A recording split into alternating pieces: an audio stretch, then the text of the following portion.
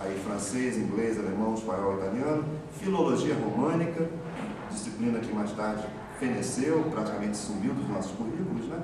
História das literaturas nacionais e clássicas.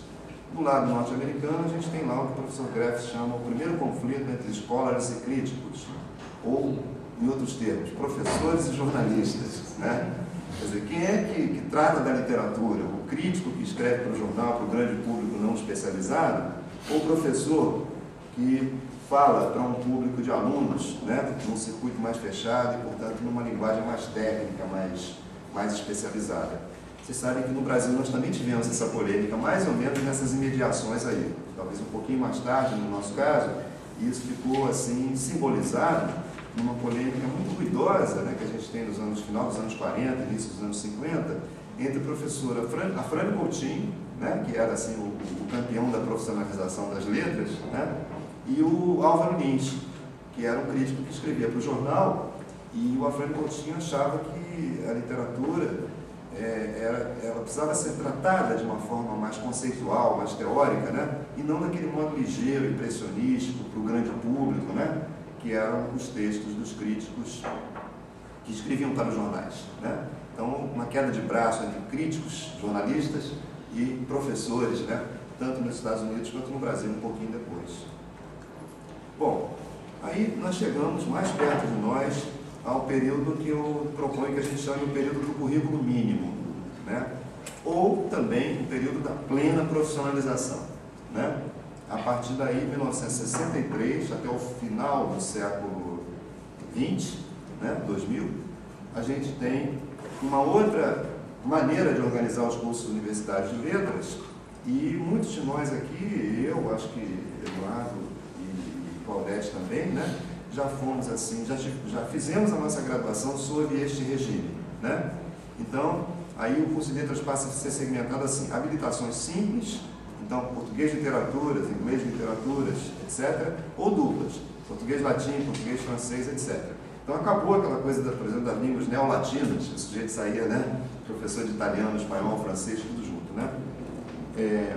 O chamado currículo mínimo era uma legislação federal do então Conselho Federal de Educação, que prescrevia o seguinte: em todos os cursos superiores do Brasil de letras, né, é necessário que 5 disciplinas sejam ensinadas, né, e essas 5 disciplinas eram português, evidentemente, latim, também evidentemente, creio eu, literatura portuguesa, evidentemente, literatura brasileira, óbvio, e linguística, né? Essas as 5 disciplinas obrigatórias. Além disso, dizia a lei, as escolas, as faculdades tinham que escolher numa lista que a lei previa, mais 3 disciplinas para formar então 8, o chamado currículo pleno das instituições. Então, nessa lista opcional, que cada instituição tinha que escolher uma disciplina, entrava teoria da literatura, que não foi colocada, como vocês viram, como disciplina obrigatória nessa legislação de 63 a 2000. Né? Embora consuetudinariamente, né, eu não conheço nenhum curso que funcionou nesse período que tenha deixado de escolher teoria da literatura, né? Até porque, para montar, afinal de contas, uma coisa lógica, né? Se tem a ciência das línguas, a linguística, então precisava ter também a ciência da literatura, ou das literaturas, a teoria da literatura, para poder compor uma coisa mais balanceada, né? No caso dos Estados Unidos, segundo o professor Graff, né, um segundo conflito entre escolas e críticos, né, só que dessa vez sob a forma de uma queda de braço entre a história literária e a crítica literária, né? Bom, então o próximo slide. Bem, agora chegamos à nossa atualidade, né? Estamos sob um regime que eu acho que a gente pode chamar o período das diretrizes curriculares, que é a nova legislação do Conselho Nacional de Educação, que substituiu o currículo mínimo por um outro tipo de orientação para as faculdades brasileiras, né, que o MEC chama de diretrizes curriculares.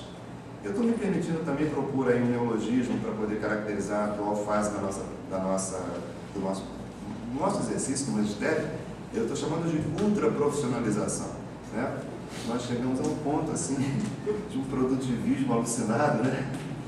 E eu acho que estamos, ultrapassamos a barreira da... Quer dizer, se vocês verem então a história, né, de um período assim de improviso e amadorismo, né? Passamos por um período em que o magistério passou a ser uma profissão regulamentada, com necessidade de diploma, etc. E aí, no final do século XX, nesse início de XXI, a gente está numa fase assim, né, em que a nossa profissão virou um negócio assim extremamente dificulta a profissionalização, né?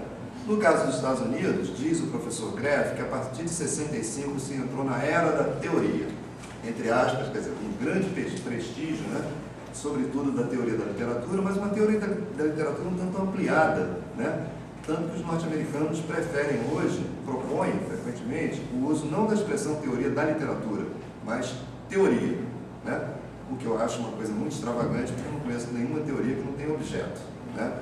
Mas essa não tem, porque cortaram, né, o complemento, ficou só teoria. E aí é isso que a gente vê hoje no ensino de literatura nas universidades, né? Ensina-se o texto literário, mas também cinema, música popular, enfim, qualquer outro tipo de prática discursiva, né, que tenha, assim, né, uma certa relação, às vezes muito remota, com o objeto que tradicionalmente a gente considera literário, né? Bom, então, só tem que entender ainda? Tem, claro. Não, acho que está, por favor.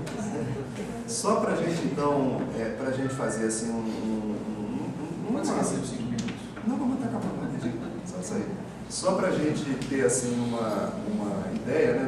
Porque, pelo menos na minha leitura, isso aí eu vou ficar muito feliz se tiver algum feedback, se algum colega tiver outra percepção, porque é uma percepção ainda muito precária que eu estou procurando construir sobre a legislação que foi implantada em 2000 e que eu tenho a impressão de que as nossas universidades e a nossa corporação profissional estão um pouco distraída com relação a essas novas diretrizes, né?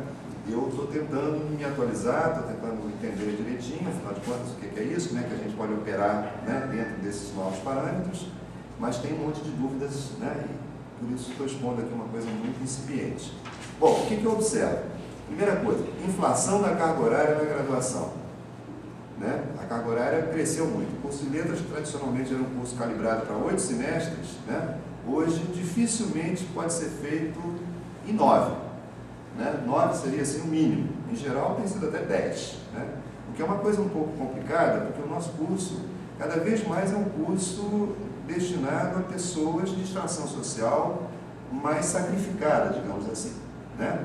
E que, portanto, tem necessidade de um exercício profissional e de uma autossuficiência financeira, inclusive, né, num tempo o mais breve possível, né?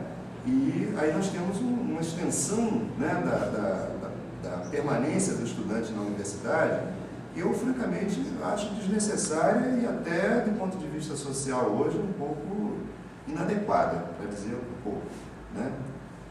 Então, essa inflação da carga horária é uma inflação que favorece a instrumentalização pedagógica e prática em detrimento dos conteúdos específicos linguísticos literários. Então, só para você ter uma ideia, né? Naquele regime anterior, de 63 a 2000, né, a partilha da carga horária das licenciaturas era mais ou menos a seguinte: eram 86% para os conteúdos específicos e o restante, dá quanto? 14% mais ou menos, né? Para a parte dita pedagógica, né? Hoje essa relação é mais ou menos de 60% para a parte específica, quer dizer, para as nossas disciplinas linguístico-literárias, e 40% para a parte pedagógica. Me parece um desequilíbrio muito grande, né? Então, eu faço um esforço danado para não ser corporativo, né? Para não puxar a brasa da nossa sardinha achando que tudo que nós fazemos é mais importante. Mas eu acho que a nossa corporação de letras precisa estar um pouco mais atenta a essa questão e cobrar um pouquinho mais de espaço no currículo para o específico, né?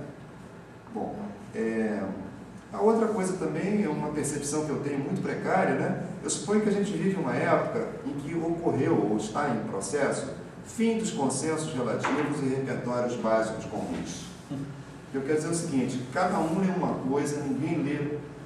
Você pega uma turma de pós-graduação, por exemplo, e pergunta: o que vocês estão lendo? Dificilmente haverá convergência, né? na época que eu fiz a minha formação pós-graduada, todo mundo estava lendo praticamente a mesma coisa, né? O estruturalismo, aquele negócio todo, né? Outra percepção que eu tenho tido, né? Eu tentei sistematizar assim: declínio dos vernaculistas e ascensão dos operadores de linguística aplicada e análise do discurso, dos estudos linguísticos e dos comparatistas nos literários, né? É outra coisa que eu acho que está aí em curso, em processo. Bem, gente, então, basicamente é isso. Tem só a bibliografia, né? Tem ali o livro do professor Gerald Graff, né? Chama-se Professing Literature and Institutional History, né? Esse tal livro que eu peço desculpas porque eu não pude explorá-lo ainda adequadamente, né? Mas do qual eu extraí aquela periodização, né? Para poder fazer um mínimo de contraste aqui com o nosso caso brasileiro. Então, muito obrigado.